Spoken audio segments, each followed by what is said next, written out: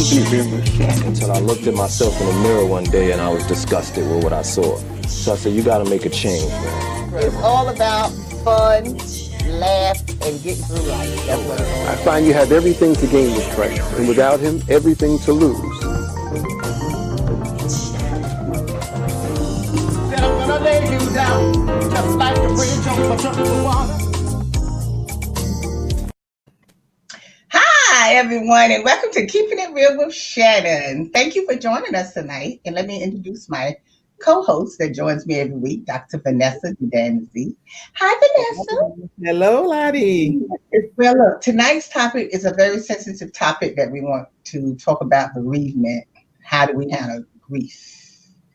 And if anyone has ever lost a loved one, we know the pain that we go through. So we invited two special guests on tonight to help us talk about this because it's such a sensitive topic, but at least maybe we can get some relief from just having a discussion about it. So I would like to welcome Reverend Tamara R. Jackson. She possesses a dual master's degree from Princeton Theological Seminary and Rutgers University School of Social Work. She's a licensed clinical social worker, a certified clinical trauma professional, and an ordained minister of the gospel. And our next guest is the Reverend Carl Delp from Bethlehem Institutional Baptist Church from Brooklyn, New York. And let me just say about Reverend Carl Delp, he calls everyone for their birthday every year. So we want to applaud him for making us feel good on our birthday. Thank you, Reverend Delp. But tonight's topic is how do we handle grief? And we all know that's a sensitive topic because when something happens, you know, we're in a lot of pain. And even for myself, I just lost my brother a couple of weeks ago. And, you know, I want to discuss, you know, some of the things that, you know, like I was feeling, because I know other people feel the same thing: denial, anger, depression, and acceptance. Because at first, when it happened, it's like you're in denial that it's not true, which we know is true, but we're in denial. So what do you think about that? Well, I think the fact that you don't stay in denial, you might get there at that point, but denial is not something that you let linger on in your life, because, you know, you get to the point to know, as you always said, with your background, that these things will be in life, but we never know what we're going to say or do at that given time. So you do feel denial, but you don't keep denial for the rest of your life. Mm-hmm. Absolutely. In my experience, when a person is in denial, it all, obviously, a couple of things happen. So the high functioning person is all about execution. Let's plan the service. Let's make all the arrangements. Let's call everybody that needs to be called. So denial works for them, right? Because it allows them to operate. At that time, yeah. At that time, right? Where it is inefficient is obviously if somebody continues to try to operate as if nothing has happened. Sometimes, at some point, and rather quickly, I will say, you're going to have to face that your loved one has transitioned, right? Mm-hmm. And that's kind of where the anger and or depression comes, because they jump. There's not absolute from denial comes anger, or from denial comes, one. It's not absolute. Grief is so much more complicated than that. Yeah. How long does it last? How long do you keep that type of feeling in your life? You really don't know, but you should get better as you go along. Right. You know, not to stay in the same dilemma, so to say. Because some people will not grieve then, but then when they get alone or by themselves, they bust out and cry or absolutely, whatever, exactly. And that's good relief. But they don't stay in that stupor all the time. They get through it, and prayerfully, that's enough where they can move on. And then I've learned that these times help you to be an example to others when they're going through also. Even as non-Christians too, because you've been there, you know kind of what they feel, you know the depression or denial they have, because you've been there. Before my son died, and before my mother died, I did plenty of funerals, but I didn't know what it felt like to lose a child or lose my mother until it really, really happened. Then I could see how people felt at that moment. And both of them I love dearly. You know, thank God I got 4 more children. But you know, at that point, you know, you don't know what you're going to feel or what you're going to do, but you don't have to stay in that same stupor, that same dilemma all the time. It's got to get better. Yeah. I agree.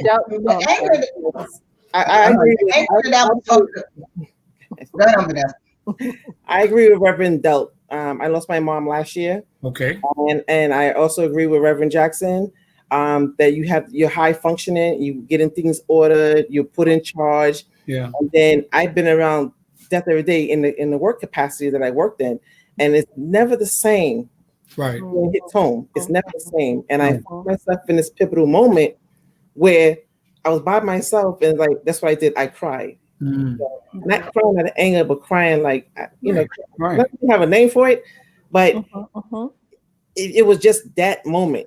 You know, you're relieving yourself. Yeah. Of what was in that you was holding, and that cry helped you to relieve yourself to move on.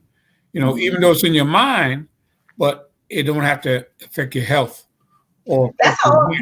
The crying is an ongoing thing. That's forever. Right. Crying is gonna be. Mother, you know, don't care how long they've been dead, you can just sometimes be driving along and you would get to think about it and you bust out and go to crying, you know, or they just be sitting and talking to someone and you start crying and they looking at you like a song. You might listen to a song on the radio. Well, that's a good point that you bring. I'm sorry. Go ahead. I was gonna say that's a good point that you bring up, Lottie, right? Because it's not just. I guess what I want to lift up too is the reaction of grief is not just always crying, right? And this is kind of how we get into the wheelhouse of even depression. Sometimes people implode inside, and that's what depression is, kind of like feeling taking all of these heightened emotions and putting it inside this loathing for self, right? This sleeplessness, or I can't get out of bed, right? This not eating, you know, this sometimes it's the use of illicit substances, right, to cope and to just get through the day. So all of those things is part of this wheelhouse, and sometimes people can go long straights without doing any of that, and then it'll come right on back. And that's why I said that's what makes grief so complicated, because it's not absolute. After I process through this, then okay, I'm good again, right? It just doesn't work that way. Yeah, because when you was talking about like, well, I don't know what I was in. I don't know if I was depressed. I don't know what was going on. Because like I say, each death has been different. When my father died, it was different. But then when my mother died, it was like, because that was like my sister. Because I don't have a sister, so my mother was my sister, you know. And when she died, because she wasn't sick or anything, I talked to her that morning, and by night, she's dead. You know, the thing that it was is I walked around like a whole year like a walking zombie or something, like, you know, that's how it was until it was like just one day. I know that God was speaking to me. I know he was speaking to me. It was just one day that I just felt my mother saying, like, you know what are you worried about me for? You need to be worried about yourself. And you need to get it together. Because you have a daughter to look after. I didn't live my life, you know, because she used to tell us that all the time. Don't be worried about me. Be worried about yourself and everything. It was like she was speaking to me or something. And that's when I was able to get myself together, you know, to move on. Because I was just like that whole year, I just couldn't get it together. And then when my brother died, I was angry with him. And still carrying around anger with him. But he did. I don't know. I guess you're not supposed to be walking around angry with dead people, but I was angry with him because he didn't tell me he was sick.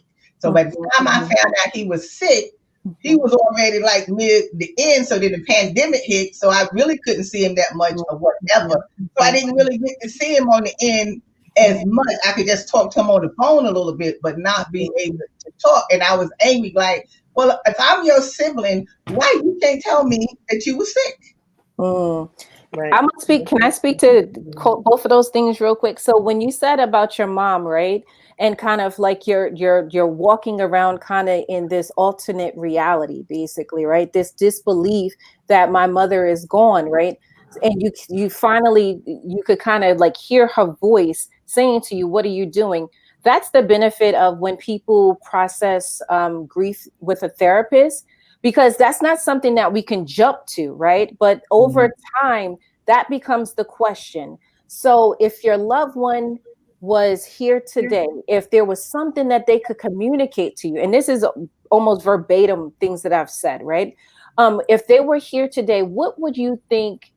What do you think they would say about how you're living right now? Like what your response has been, right? And that is always the thing. Oh, my son wouldn't want me to be depressed. My son wouldn't want me to, or whomever wouldn't want me to be moping around as long as they would want me to keep on living. And then that becomes an in, that becomes a resource. Okay. So if you know that your loved one would want you to move forward, right?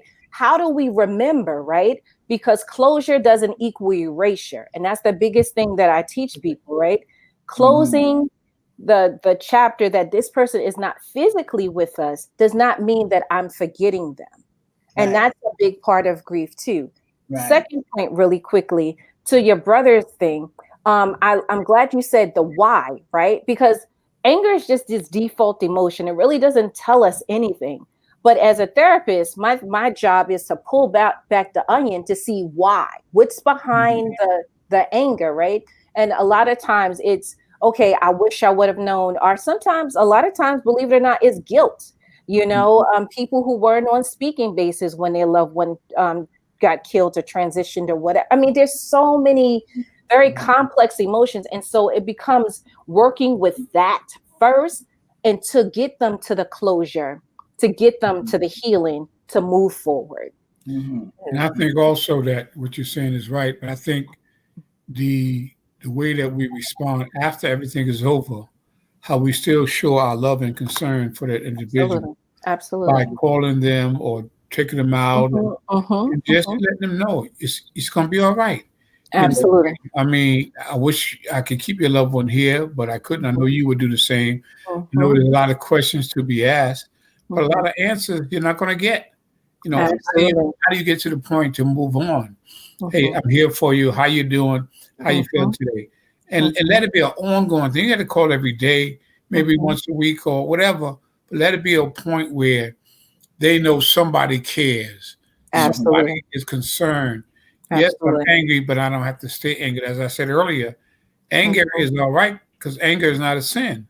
It's what you do about your anger is the sin. So the feelings are there, but I think that follow-up is very, very important when it comes to I do, once a year, hey, happy birthday, or if I know somebody that's passed and I know the loved one, I might call them and say, hey, how you doing? How you feeling? And they might say, well, Rev, it still hurts. And I say, yeah, I know it's going to hurt because I hurt, but I know it's all right because, hey, this is the way life is going to be. And this is the way we have to know and understand that you're born to go this way. Well, before we go to break right quick, I just wanted to say when you said about the calling, we all know that when someone dies, everybody's calling you. The phone is off the hook. Everybody's in your house every day. And as soon as you go to the graveyard, the next day you don't hear from anybody. And that's the problem. That's the problem. That is the problem. Absolutely. It's just like nothing has never happened, whatever. That's what you were talking about, remember that the people need to know that the people need support going forward. But we're going to be right back with more of this conversation. So stay tuned. We'll be right back. George Floyd. His name was George Floyd. Say his name. Say his name. George Floyd. Say his name. Say their names. Once again and always, we fight for justice. Black Lives Matter. Go to blacklivesmatter.com. Welcome back. If you're just joining us, we're talking about how to handle grief today. Now, before we went to break, we was talking about the support and everything. But when we was talking about the anger part, I still want our loved ones, and they don't have to, like you said, Reverend Jackson, they don't have to. But I think that if something is wrong with us or seriously wrong with us, I think we should share. I don't think the family should be caught off guard and being shocked to find out that you were sick Well, but sometimes people do that to protect you and themselves because they don't want you to go through what they're going through. Worrying. That's right. But how's that protecting you? I don't understand that. How's that protecting? Okay. You're not going to understand it because you feel that he should have confided in you. But see, he knew in confiding in you how you might be or react to it. So he did that for your own safety and love that he had for you, not to confide in you because he wanted you not to get upset or stick behind what he was going through with. And that's what you have to accept, from anybody that might not tell you, not that they don't love you or they don't care about you. They love you enough to say, no, I'm going to keep this to myself, because if I don't, then she's going to have to go through a lot that she don't need to go through with everything else that she has to deal with. So you have to accept the fact, take it out of love, and not that they didn't like you or didn't want you to know. No, I'm not. I wasn't taking like they don't like you, but what I was saying is, I just feel that with a loved one, when you lose them like that like if you even know they sick, what you would do is, you'll start trying to spend more time with them. You start calling them more. Right, but see, they want you to spend time with somebody else. They want you to be with somebody else that needs you more than they did. Yeah. I think Lottie. They were going through the pondering with themselves, and they knew that you being there would be a blessing. They knew that, and they know your heart, so they were already satisfied in that area. But they just didn't want you to have to encounter what they were going through, even though you love them, and you'll never understand why because he's not here to tell you why. Exactly. No, I know you. I totally agree with. That hurts you more when you find out and you didn't know, even though they might think they saving you or whatever, but it hurts you more. I just would say it's very complicated. And why I say it's very complicated for the reasons that Reverend Doak said, but even to a host another of reasons, right? Everybody doesn't have great family relationships, right? So they don't communicate with their family because their family is not going to be supportive. But equally, I liken it to, you go to visit somebody in the hospital who is sick, right? And they spend so much time pretending, right? That they're okay so that you won't be worried. Right. So, right. A lot of times when people don't share, it's just they don't have the energy to pretend. And I know that doesn't make those who remain feel comfortable, but that's just reality. They just don't have the capacity because they know they're sicker than they can even communicate. And they don't want you to walk through that. And they don't want to spend whatever amount of time they have left trying to work you through your emotions with being okay with what's happening to them. What's happening to them is already hard enough. Knowing that you're dying, I'm sure Reverend Doak can attest to this. When you walk with somebody who's actively dying, whew, that's heavy. It is rough. I know, that's for sure. That's a whole different process. I mean, my mom was in hospice, and I watched for 3 weeks to the day, 2 days when I asked the doctor how much time she had, and it's a whole different environment. It's a whole different environment. But when you're when you're there, and you watching just like go stage by stage, and they even have it's documented where the expected stages over time and research of how the individual transitions when you know how close and near it is. And I think that was more or less difficult for me. And I worked in a capacity where I dealt with death and homicide every day. And this is like, it was just a total different phenomenon witnessing that every day. And it's like, it's just, absolutely. You think about it, nobody knows how they're going to act, how they're going to feel when it's happening. My point is, and I'm kept saying, you don't have to stay there, okay? But you're going to be there, but you don't have to do anything because of what you're going through with that will be harmful to you or somebody else. But go through what you're going through with. Prayerfully, that will be your relief avenue. And as I said earlier, my son's been dead over 10 years, since 2009. Okay, and it still hurts. I can maintain and I can go forward, even personally with myself. I'm on dialysis, Okay, but now I've been told I can get a kidney now. Okay, and that's nothing but the work of God. Yes. I mean, prayers and everything going up. So I'm gonna get on the list for that. Then I'm gonna talk to my children and ask them if they would. And then if they don't, it's no love lost. You know, God has been with me all this time, and He's taking care of me, and I know it. So I can be there.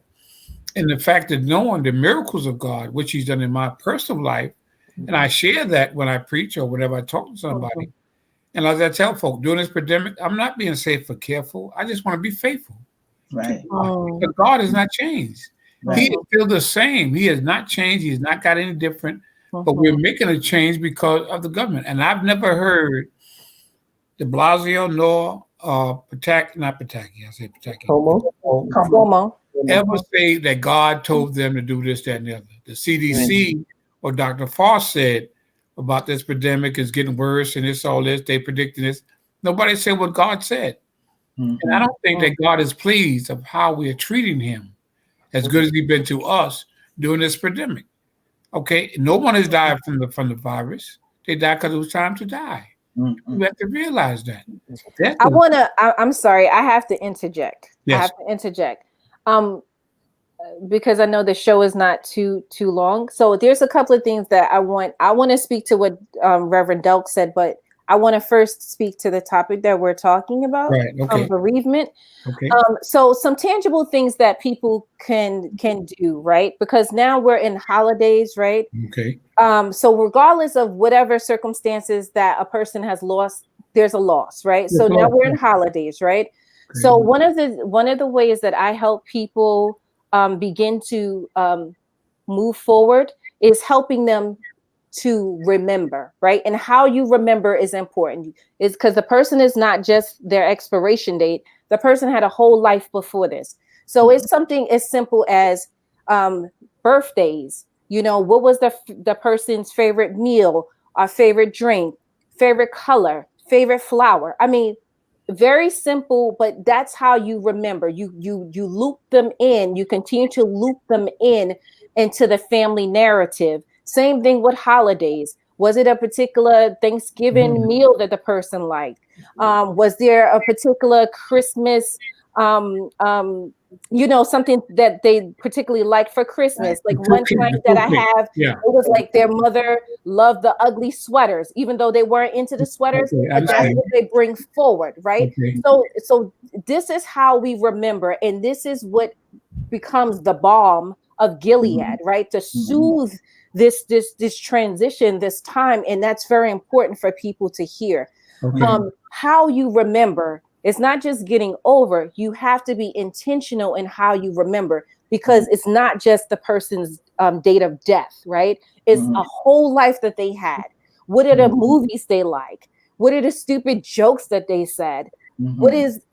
All of that, music, all of that can come and it can just be so soothing and healing. Yes, you may cry through it, but it becomes more soothing and healing than it's, oh, my loved one is not here.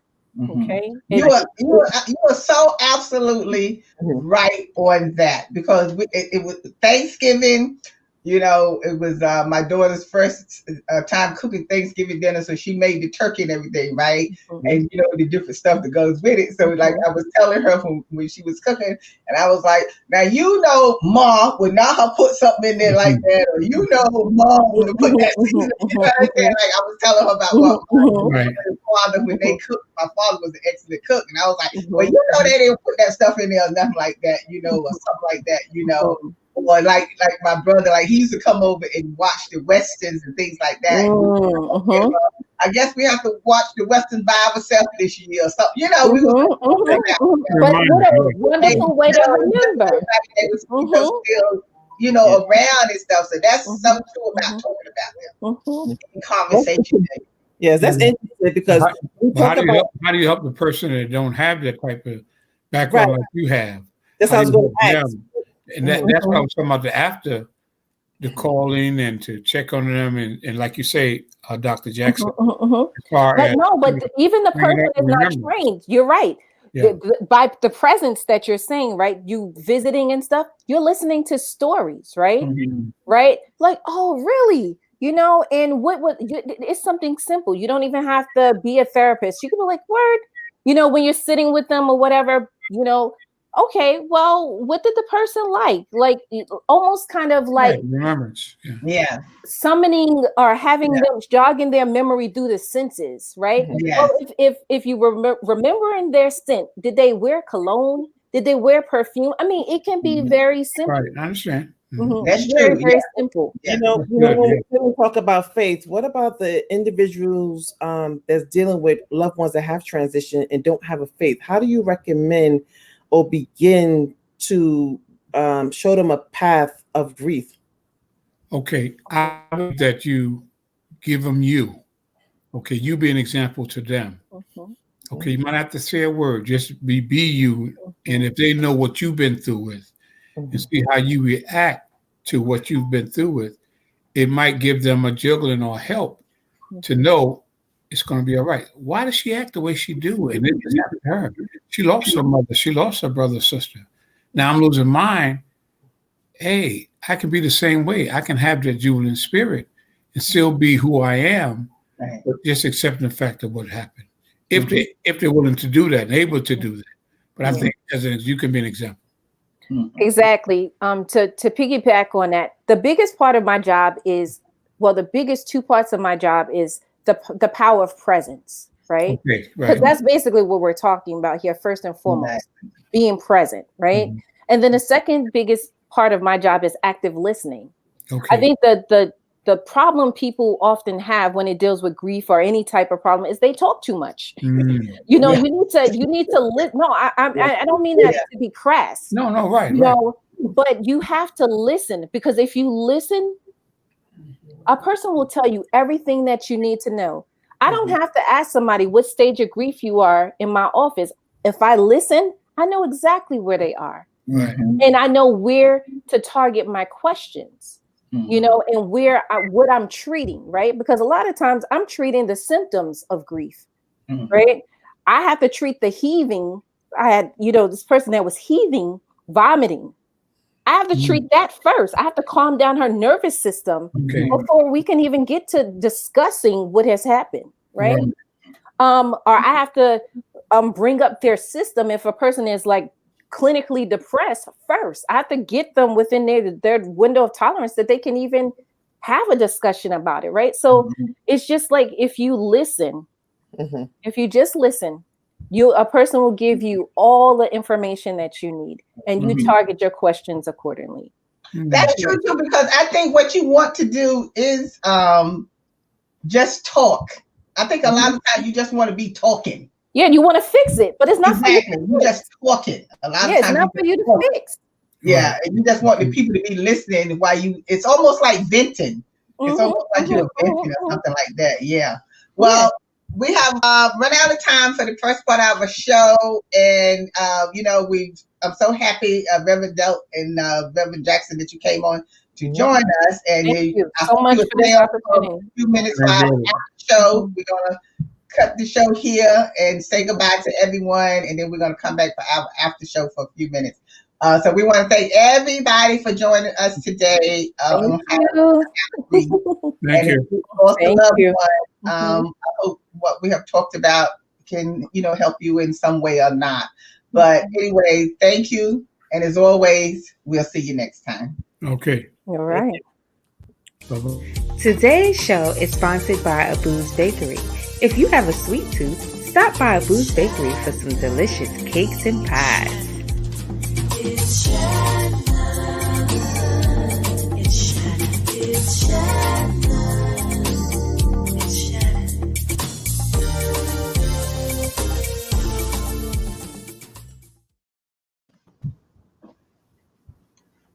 Hi, we're back for our after show. So I hope you stayed around for our after show for a few minutes. And thank you, Reverend Delt and Reverend Jackson, for staying for a few minutes. You was talking before we had to leave the first part of the show about people being able to talk and someone being able to listen. And I was saying that's a good thing, because sometimes you just find yourself just talking. just talking, talking about the person, talking about whoever the person is, because it makes you feel better. It makes me feel better when I can talk about them and say things that especially talking about like funny things that they used to do, like that. It helps me. It helped me. You know what I'm saying? So I know it's hard, like I say, to move forward, and you can move forward, and you will move forward. It's just that the pain will always be there. But like you have to be encouraged. You have to be encouraged also. Yeah. And in good time. That's right. That's right. Right. Encourage yourself and be encouraged by others. Yeah. That's right. I want to ask both Reverend Duck and Reverend Jackson, in the capacity of the work that you do, especially Reverend Duck with services and funerals and that capacity, and also listening to others that have these traumatic events. How do you yourself deal with self-care? Yeah. Great question. Yeah. Very good question. It's a very good question. I just feel that with self-care, I have to do what I need to do to keep myself afloat and keep myself, available. And I want to be available. I don't know when my last day will be. I just want to be stronger physically to do more for God, okay, because he's been good to me. So I'm going to do what I have to do to be physically strong to continue his will. See, I like to visit hospitals. I like to go to nursing homes. I like to do certain things that I know I can't do now because of the pandemic. But I'm saying the main thing is to, take care of myself, right? Where I can be there for others and be my mind to be in a place where I can answer the questions, or some things people shoot at you, especially me. I don't know where they're coming from, but the Lord is gracious enough to give an answer or to help me say something. Yeah. Right on the moment, in the spirit of the moment. So I like keep my trust in him and believe in him and just let things afloat. To answer your question from my standpoint, Vanessa, they say every pastor needs a pastor. I have a pastor, right? So even when I was in pulpit ministry, I've had the same person shepherding over me, right? Because you just need that support. Pastoring can be a very lonely place, even when you're married, right? Because there's just stuff that you cannot share with your spouse. You just can't. Right. Equally, they say every therapist needs a therapist. I have that, right? And that's just the basics. That's just starting from the top, right? Of just supports that I need to be able to work in the capacity in which I do. But equally, I exercise. I'm mindful of my diet. With this COVID pandemic, like the influx of people who came and stuff. So to kind of work on my own mental health, I started a garden. I didn't know nothing about gardening, but I said, I'm just going to do it. And God was faithful. I grew so much stuff. You know what I mean? I had my own, and I knew where my food was coming from. I knew it was no additives or preservative, so it just became this very rich opportunity. And those are the things I do. I used to run. I can't run anymore, but I was running half marathons and at a different stage of my life. So I've always done things. I write, listen to music. So any and everything basically that I kind of shake down from even a client, or even a parishioner, right? Because that is one of the questions that I ask. What do you enjoy? What brings you joy, even if you haven't done it in a while, right? Because again, it's embedded in them. So sometimes we just have to help people unearth what's already in them as a coping tool, because that's basically what we're talking about, coping tools. And so, I practice it myself. How can I? Dealing with souls and dealing with minds, how can you not? Right. Yeah. So when you're working, okay, so let's touch on a little bit about the depression, because I do know of situations that people have lost their loved one where they were so tight with each other, like they were just like connected as one, and then they lose that person and they just go into this deep depression, almost to the point of like committing suicide, because they don't feel that they can live without That's right. Now, how would you, I mean, because you got to really be careful and watch what you say into someone like that, you know, not to set them off. So how is the best way to talk to someone or help them when you see they're at a suicidal position? But you know, I've learned sometimes people will blow up maybe or be in a depressed mind. Listen to what you have to say and won't tell you or show you that they have taken in what you said and will use it behind your back because they don't want you to know that they're out of that stage. But you have helped them because you love them and you felt you had the right antidote to talk to them and tell them what they should know. Okay. You might go to your grave and not even know how many people you've blessed or just seeing you walk down the street knowing that, hey, that's a blessing because of who you are. So my thing is, you know, be yourself, do what you have to do. And yes, depression is a state of being, but you don't have to stay depressed. And the point of it is up to the individual themselves to not to want to be in a depressive mood for what it might make them do to themselves, as you say, commit suicide or harm someone or commit a sin. Okay. And if that's the way they feel is their way out, then that's what they're going to do. But you're going to let them know that it's a better way, you know, and like I say, they're not going to respond right then. They might still act depressed in your presence. As soon as they get around the corner, they say, thank you, Jesus, or thank you for, you know, for your feelings and for your talk, for what you said. So I would say just keep doing what you're doing, you know.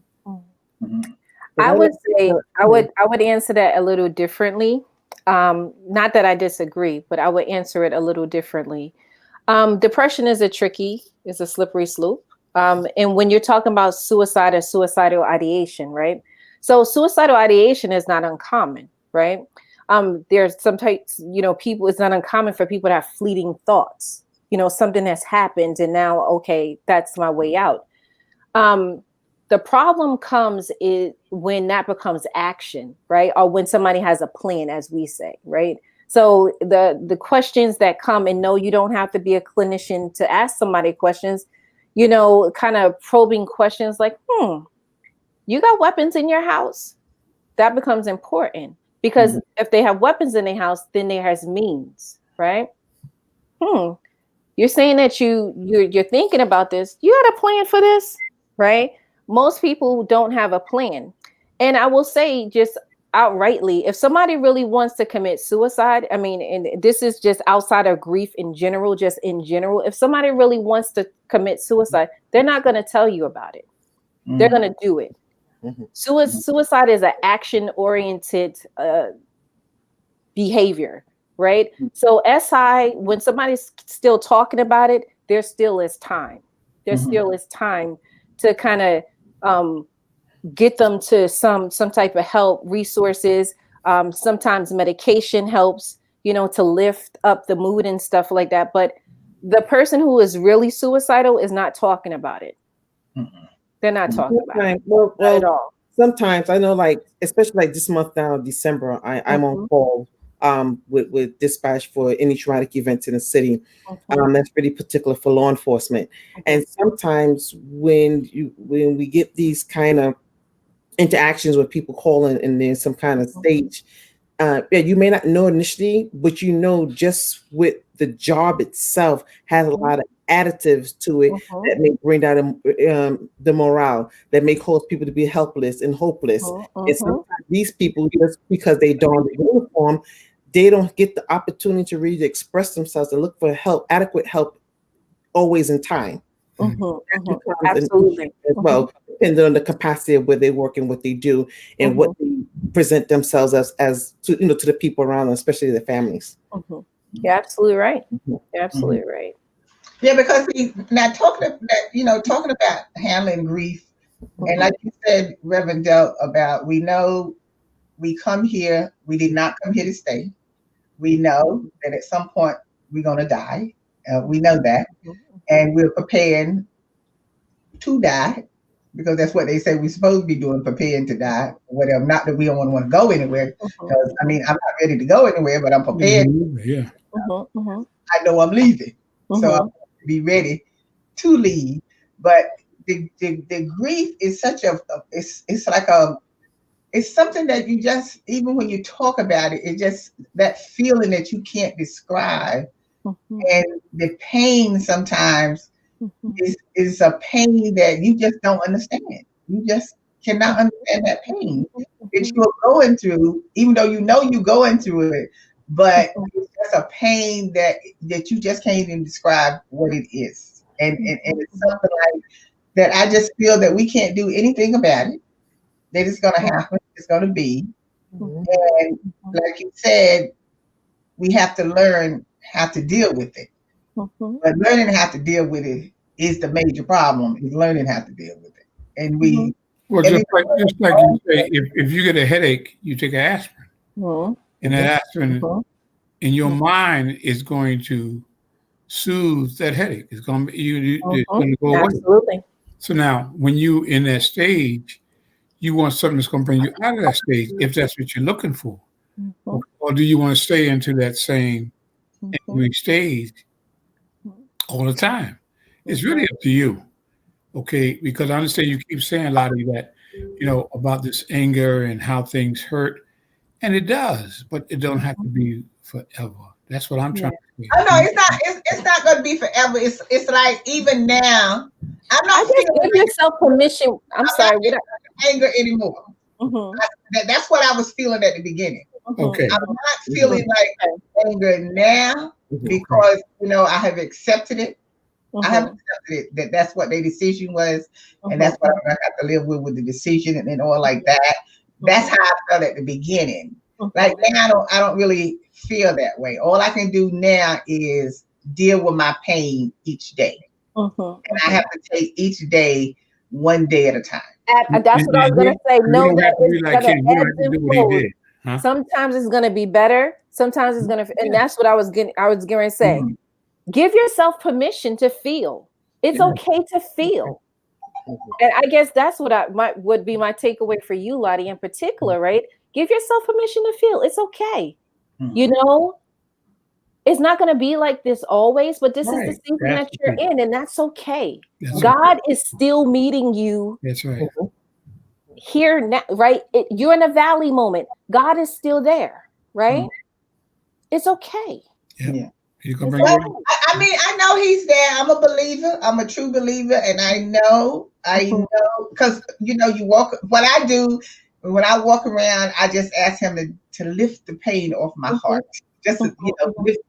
Because that's what I had to do when my mother died. That's what got me through. I just kept asking, to lift the pain. And then, it took a while. Then after a while, I got all right, and then I could deal with it and everything. So I know. Like I said, since it's not the first time that I've been through it, but I guess because it's still so fresh. Yes, it's very fresh. That's why I say give yourself it'll never go away. It'll never go away. Yeah. I don't care what nobody say. It gets better, but it'll never go away.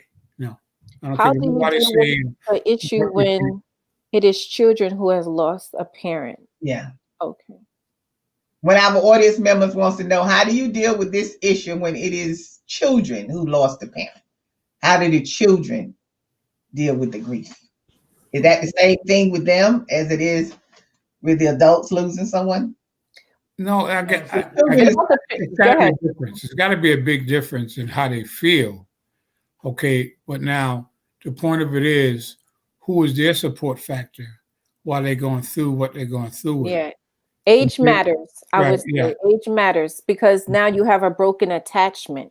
And now who's going to fill in, that's the key. To fill that attachment, that maternal figure. That's right. Absolutely. It might be the same person, but at least somebody have the kind of love. And I always say, you got more women that have not given birth to children that are more mothers than those that have given birth. Exactly. I totally agree.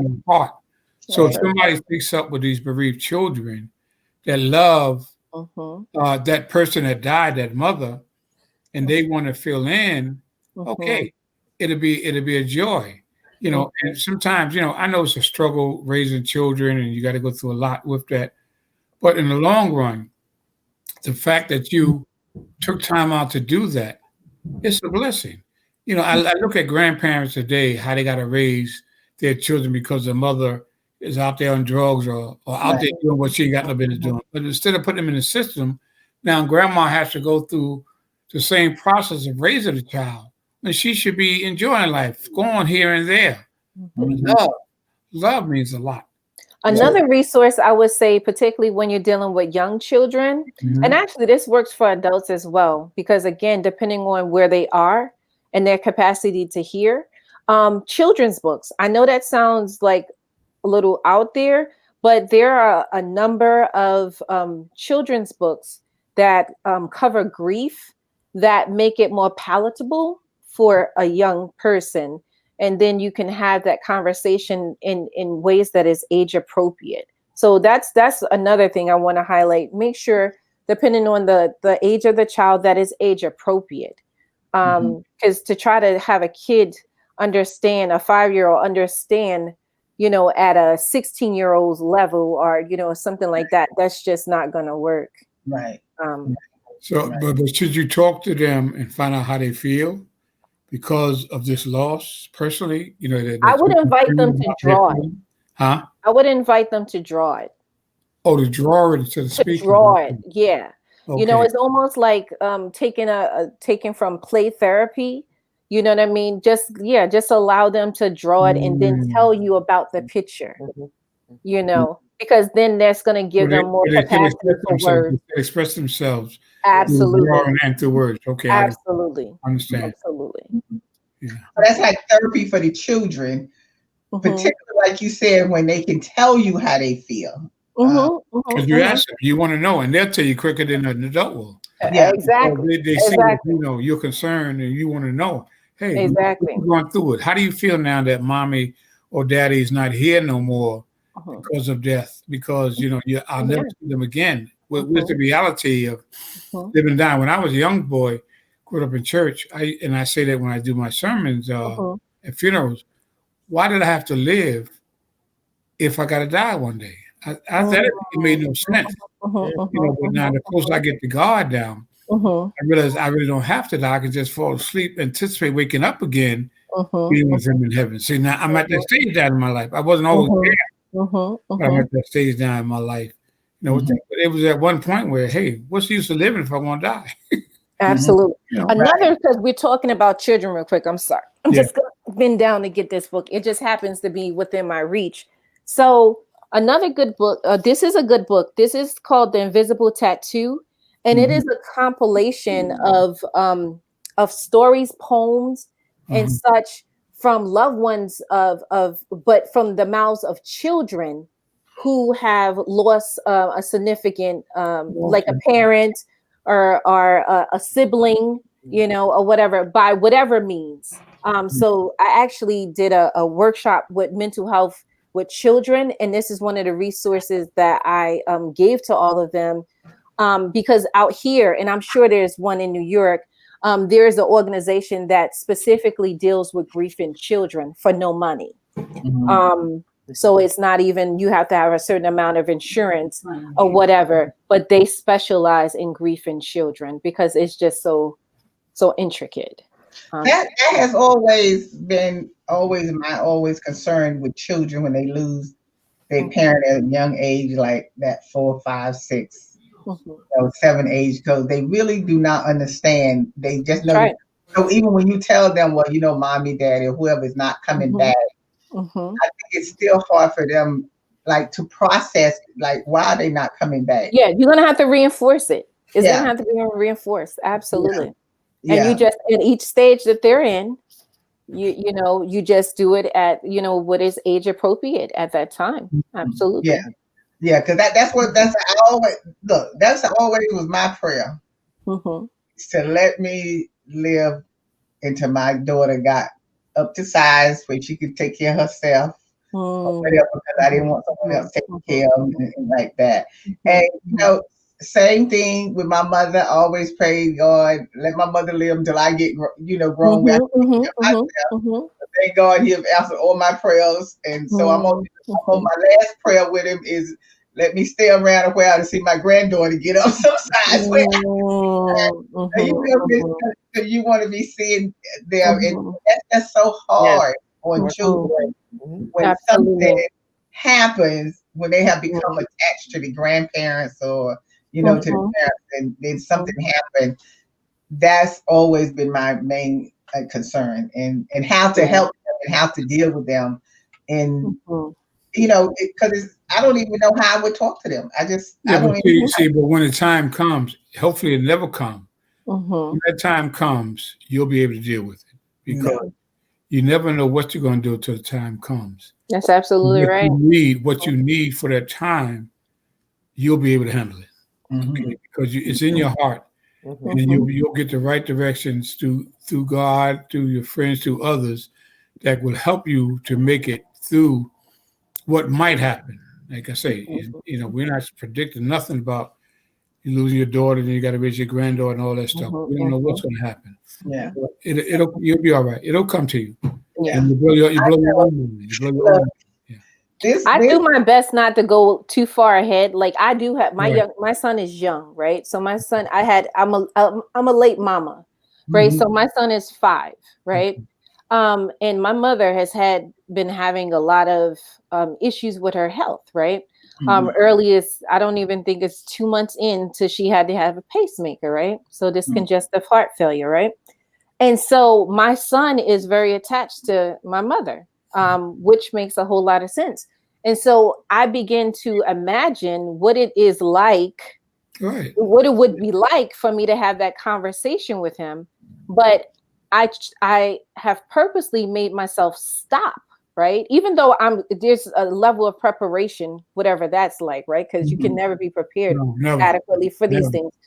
But I more have turned that energy into making sure that they have these interactions, even with the pandemic, not that she's in our house, but that he calls her daily and they could do FaceTime and they have this little song, because again, how we remember, right? So like when I have to have, when that time comes and I have to have that conversation with him, even at 5 years old or whatever age that he is at, I can help him remember. Oh, remember that little song that you and grandma used to do? I love you. I love you. You know what I mean? So that's how I'm actively working to build his memories, even at 5. Okay. Yeah.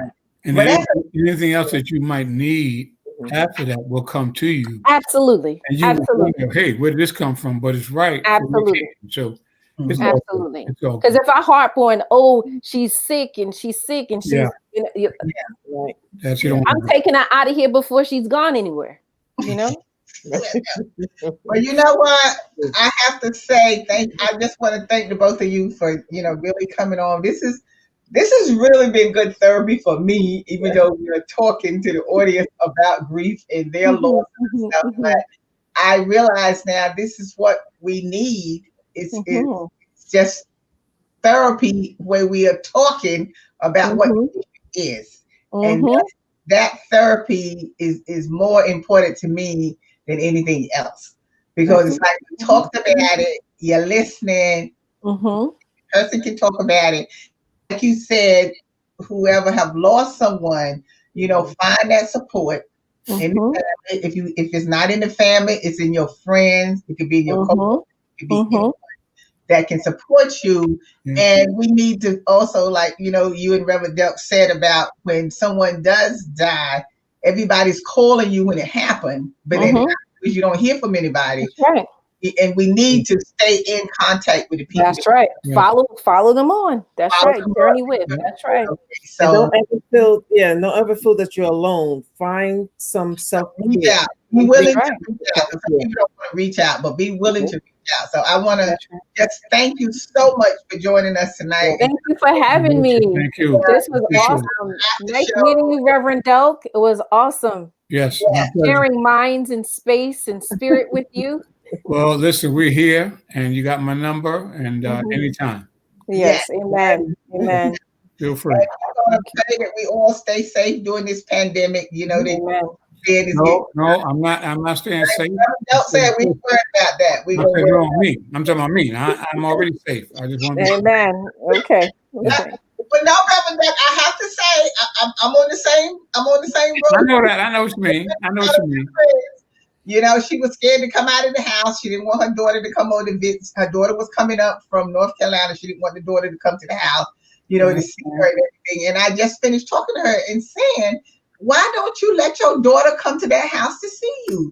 Why you keep saying something's going to happen just because you're staying inside and nothing has happened? We're not trusting God. We're not believing. I said he hasn't changed. He hasn't changed. That's exactly what I said to her. I said, you're not trusting the man that you tell me you trust. Because you let her in your house. She's coming up from North Carolina. She wants to see her mother. You should be wanting to see your daughter. Nothing is going to keep me apart from seeing. You know, so I don't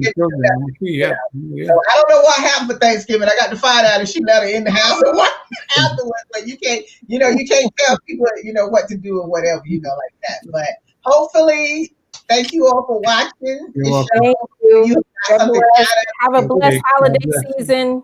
Yes. If you need to contact Reverend Jackson, her information was up. If you need to contact Reverend Del, his information was up. So please give them a call if you need to speak to them further. Or tell them to call me so I can call them for their birthdays. I don't mind. Oh, yes, that's right. You my date. Call Reverend Del so he can call you every day. That's right. He wakes people up at 7 o'clock in the morning. Once a year. So we want to thank you again. So remember to watch Keeping It Real with Shannon. You can always see us on Brick Arts Media on Saturdays at 5:30 p.m. and Manhattan Neighborhood Network at 2:30 p.m. You can see us there. And you can continue to watch us every Tuesday night on YouTube and Facebook Live on Keeping It Real with Shannon. So thanks again. And as always, we'll see you next time. Thank you. Okay, happy holiday. Amen. Today's show is sponsored by Abu's Bakery. If you have a sweet tooth, stop by Abu's Bakery for some delicious cakes and pies.